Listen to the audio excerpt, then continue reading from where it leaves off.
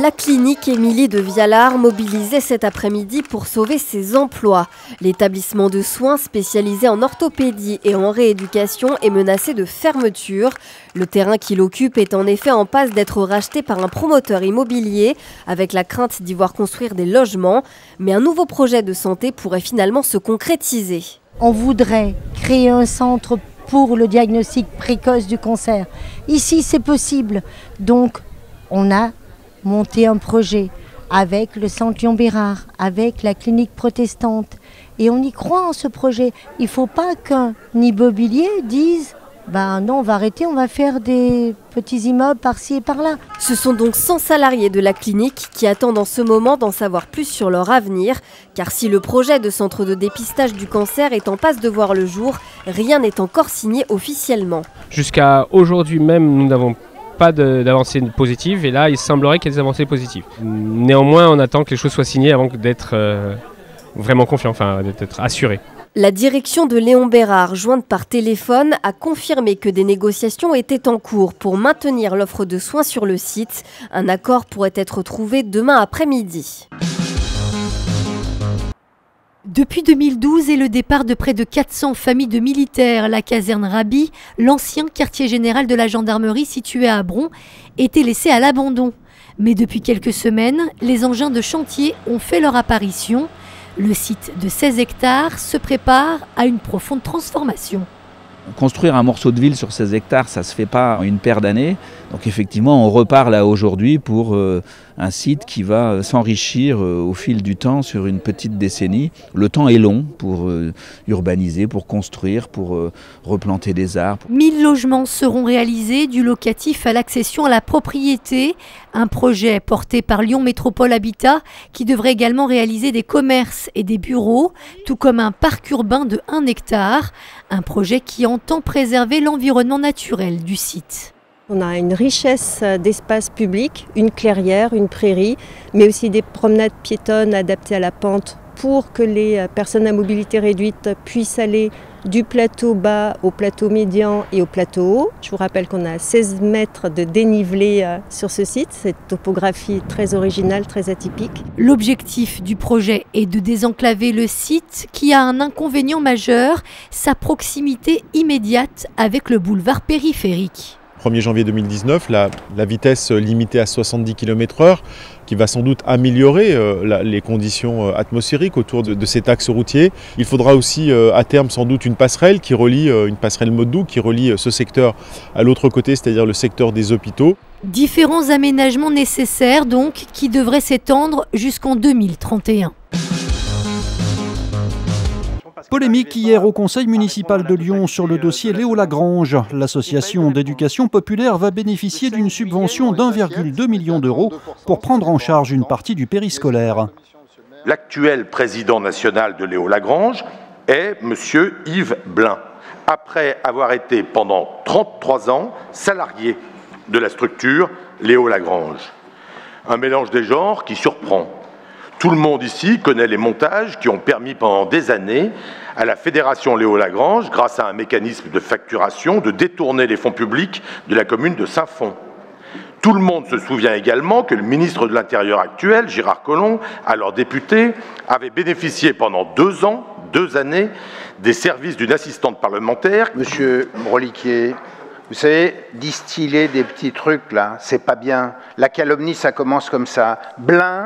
Monsieur Blin a été relaxé totalement et Gérard Collomb jamais impliqué dans ce dossier. Je parle de la justice. Donc merci d'en prendre acte à cet instant et d'arrêter ces distillations insupportables. Je crois que c'est pas fondamentalement nocif d'intégrer dans notre paysage aussi un acteur qui est reconnu, identifié aujourd'hui pour sa capacité à faire ce travail. Le maire a toutefois affirmé que le travail de l'association Léo Lagrange serait évalué.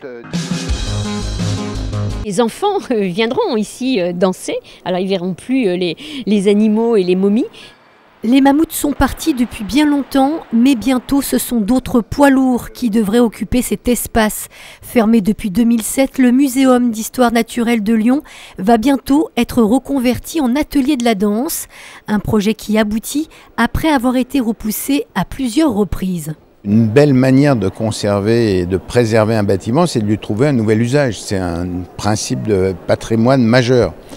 Donc voilà, un atelier de la danse ici, l'installation du service d'archéologie de la ville qui aura du coup une grande visibilité, c'est un service majeur. Voilà, nous avons trouvé ces pistes, il a fallu maturer. L'ancienne grande salle d'exposition sera ainsi transformée en pôle de création. 2 studios de répétition destinés aux amateurs et aux professionnels seront également créés. C'était l'outil qui manquait pour avoir vraiment cette dimension de capitale mondiale de la danse ou vraiment un niveau international. Quand un festival ou une maison n'a pas de lieu pour faire travailler les artistes, pour qu'ils soient présents aussi à Lyon, c'était une vraie omission. Bâtiment classé, la structure du musée Guimet sera donc préservée. L'idée, c'est évidemment de garder l'esprit du bâtiment, de conserver le maximum des traces de l'ancien palais Guimet, que ce soit ici toute la rambarde qui est en périphérie de la coursive, toute la modénature du plafond avec la corniche et puis évidemment la verrière. Coût des travaux 26 millions d'euros, l'ouverture est prévue en 2021. C'est un accéléromètre, c'est un peu du même genre que ce modèle que nous allons mettre en place sur l'ouvrage, donc qui détecte des vibrations mais extrêmement faibles, extrêmement fines. Le pont de Vernaison, placé sous étroite surveillance, l'ouvrage inauguré en 1959 donne actuellement des signes de faiblesse. Et des câbles qui se corrodent progressivement, c'est classique sur ce type d'ouvrage. Et donc nous, on va mettre en place des accéléromètres qui permettront de détecter des ruptures progressives de fils, pas de câbles, parce que le câble est constitué de plus d'une centaine de fils. Il n'y a pas de danger immédiat, bien entendu, mais nous avons décidé donc de placer ce pont sous surveillance et c'est une grande première dans la métropole. C'est une surveillance en continu. Le pont de Vernaison est emprunté par 20 000 véhicules jour. Plutôt que de le fermer pour travaux, l'idée est plutôt d'en construire un nouveau. L'idée qui est retenue aujourd'hui, c'est de construire un pont neuf en parallèle de celui-là. Il faut construire ce pont et soit on maintient ce pont en mode doux, soit on le démolit et le mode doux sera sur le pont neuf. Je suppose que pour construire un pont de cette envergure, ça ne sera pas avant 5 ou 6 ans. C'est pour ça qu'il faut bien vérifier que celui-là tienne encore 5 ou 6 ans. Dans la métropole, 2 autres ponts font l'objet d'une surveillance particulière, celui de l'île Barbe et le pont Bonaparte. Bonne nouvelle pour les salariés de la clinique Émilie de Vialard dans le 3e arrondissement. Ils s'étaient mobilisés lundi craignant la disparition de leur établissement. Le centre Léon Bérard et l'infirmerie protestante ont finalement annoncé leur volonté d'acquérir la clinique en reprenant le personnel pour y installer à partir de l'année prochaine un centre spécialisé dans le dépistage et les soins de suite du cancer. Grange, en fait, pour la petite histoire, est fabricant de meubles haut de gamme français depuis 1904. On est entreprise labellisée du patrimoine vivant. On exporte nos meubles à 80% à l'international, dans plus de 50 pays à travers 300 points de vente. C'est un fabricant historique de meubles qui est menacé de fermeture. Grange emploie 170 salariés, dont 70 sur le site de Saint-Symphorien-sur-Coise, mobilisé aujourd'hui à l'occasion de la visite de l'administrateur judiciaire. On est en redressement judiciaire jusqu'au 14 novembre, période d'observation d'à peine 2 mois, et avec une date butoir au 26 octobre pour trouver un repreneur. S'il y a des repreneurs qui se présentent, et on le souhaite qu'il y aura une reprise locale d'emploi et peut-être de la marque. Si personne ne s'est présenté au 26 octobre, ça sera une liquidation judiciaire, donc une fermeture de l'entreprise. Aujourd'hui, les salariés pointent la stratégie de l'actionnaire américain. C'est une forme de ras-le-bol de toute une entreprise qui a été reprise il y a 3 ans par des Américains, avec des grandes promesses de nous relancer. Aucune de ces promesses n'a été tenue. Ils nous ont pas amené une stratégie, ils nous ont pas amené commercialement des choses intéressantes et du coup on a coulé. Le compte à rebours est aujourd'hui lancé pour trouver un repreneur. Là où je trouve qu'il y a une trahison, c'est dans la méthode un peu cachée, entre notables, dans des endroits un peu feutrés. Enfin, je trouve que c'est ça qui m'a mis en colère. C'est un mail qui fait polémique. Depuis 2 jours, un courrier électronique envoyé à des notables lyonnais circule sur Internet. Il s'agit d'un projet de lettre ouverte adressé à Gérard Collomb. Un texte qui, s'il rappelle le travail accompli par l'ancien maire de Lyon durant ses 18 années de mandat, demande expressément au ministre de l'Intérieur de ne pas se représenter en 2020. Parmi les relais de ce mail, Jean-Michel Daclin, ancien adjoint de Gérard Collomb durant 13 ans. Contacté par téléphone, il reconnaît avoir transmis cette lettre tout en niant en être l'auteur. Une version qui ne convainc pas Romain Blacher, l'élu du 7e, qui a reçu, dit-il, par erreur ce courrier. Si Jean-Michel dit publiquement « voilà, je ne veux pas le retour de Gérard Collomb », c'est une opinion qui se respecte. Voilà, c'est plutôt la méthode d'essayer de faire le truc entre notables. On n'est plus à l'époque des noirs. Tous les avis sont légitimes. Il y a un débat démocratique. Lyon, c'est une démocratie. Les municipales, c'est une démocratie. Mais ça doit être tous les Lyonnais qui doivent le faire. Et puis ça doit être dit au grand jour. Ça doit faire partie d'un débat public s'il n'y a jamais ça. Pas d'une lettre pas signée, pas d'une lettre que les gens n'assument pas d'avoir signée, pas d'une lettre que les gens n'assument pas de transmettre. Ce qu'on a créé aujourd'hui est unique. C'est une école de management dédiée à l'industrie du jeu vidéo et également une gaming academy. Donc c'est un e-sport études. Inauguration de Gaming Campus, le premier campus dédié aux jeux vidéo à Lyon. Installé dans le 7e arrondissement rue de Marseille, il accueillera pour la rentrée le 2 octobre une centaine d'étudiants.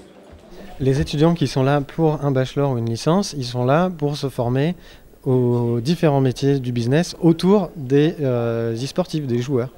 La partie où on forme des joueurs, c'est tout petit. Je me souviens plus du chiffre exact, mais je crois qu'on a 7 joueurs sur 105 étudiants. On va former des gens qui vont peut-être créer des sites web autour du gaming.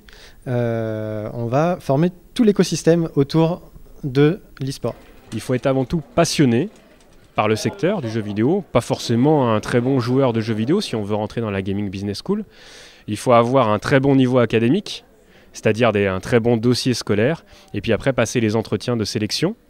Et pour la partie Gaming Academy, qui forme les joueurs professionnels de jeux vidéo, là, oui, il y a une sélection sportive, e-sportive à l'entrée. Et ce n'est pas un hasard si Gaming Campus a choisi Lyon pour s'installer. Aujourd'hui, le jeu vidéo, il faut comprendre que c'est un secteur qui pèse extrêmement lourd à l'échelle globale, mais pour lequel la métropole de Lyon a une part de marché importante. On représente près de 40% des loisirs numériques en France. Et surtout, nous avons une culture du jeu vidéo qui est extrêmement ancrée depuis des années et des décennies.